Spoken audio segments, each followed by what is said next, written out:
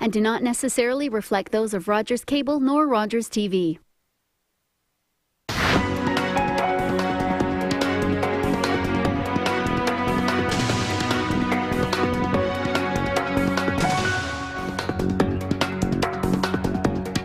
Well, hello and welcome to the local campaign once again. This edition, your chance to meet the candidates for trustee on the Toronto District School Board for Ward 15. Remember this number, 416-446-7090. That's how you ask questions of the candidates in Ward 15, or you can write them down and we'll pass them along as well. The address, the email address is torontovotes@rogerstv.com. Okay, here are the candidates. 60 seconds, opening statement, 60 seconds or less. First, here's Kathy Dandy. Good evening. I've served on the Toronto District School Board for one term of office, and I came to that position after being a parent activist for about 13 years, and I have 3 children and I live in the neighborhood. I think the reason that I'm so passionate about running for re-election and coming back to the board is that I feel like I've started some good work in that ward and in the board as a whole. I have been very involved in the issue of children's mental health.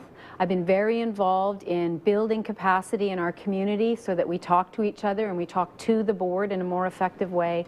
And I'm really, really hoping to continue the work that I've begun with staff and with the community around community hubs. Instead of selling our properties, I think we should build them into community hubs and really service children, youth and families, and even seniors in our community. All right, thank you. And the next candidate, Nadeem Jelani.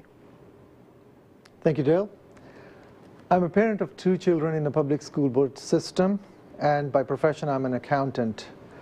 I was always concerned with the affairs of the school board, and lately I started to question the commitment and vision and the way the school affairs were going.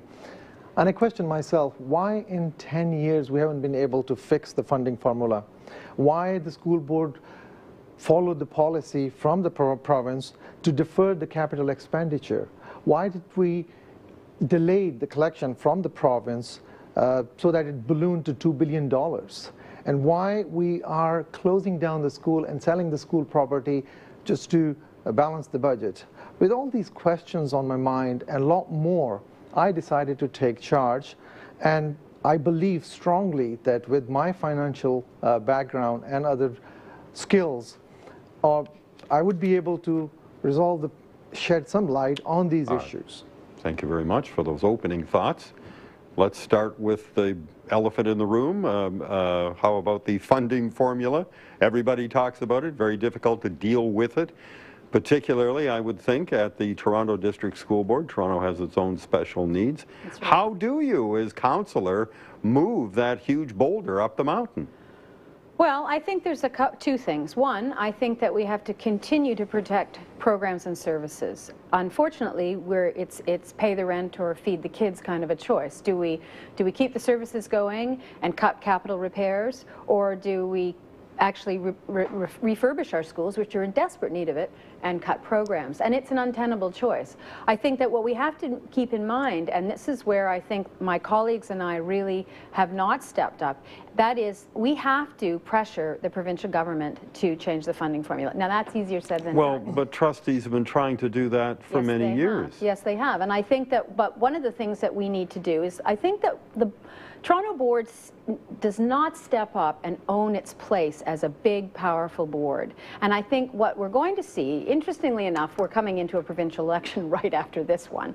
And I think what will be critical is, we waited, we were hopeful that the province would live up to its campaign commitment and change the funding formula. They pledged to do it in 2010. We're not through 2010, but it's not looking good. So I think that we believe that they may, every time we went to them, that's what they said they were going to do. But they've not done it. So I think that that will become the issue of the provincial election, and we need to take it to them. If you were elected trustee, Nadeem Jelani, how would you deal with that? How would you bring the pressure that you spoke of in your own opening statement? How do you do it?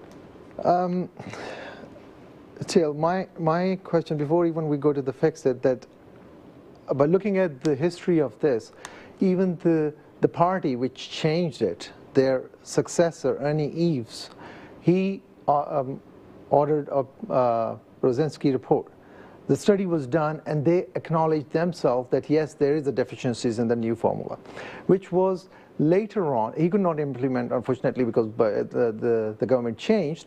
However, because there was so much pressure built by that time, that McGinty had no choice, but after doing their own study, they agreed to pay over $400 million for next 4 years. And now, if that was the start, everybody acknowledged, where did we lose the pressure? And came to that point that when it came to the renewal, the government simply refused. They said, on that promise, that's right. The promise died in the order paper, right? Yeah. But my problem is not like when and how it's going to be changed now. It's just like we let go of the opportunity ourselves. Yeah, but that's water under the bridge. Now we got to. So now we have to go to the drawing board again, and then hopefully, like just Kathy said, that the election is coming next year. So probably that's why they have left it till the next year. They will give something, but would it be enough? Yeah. That's what we have to see.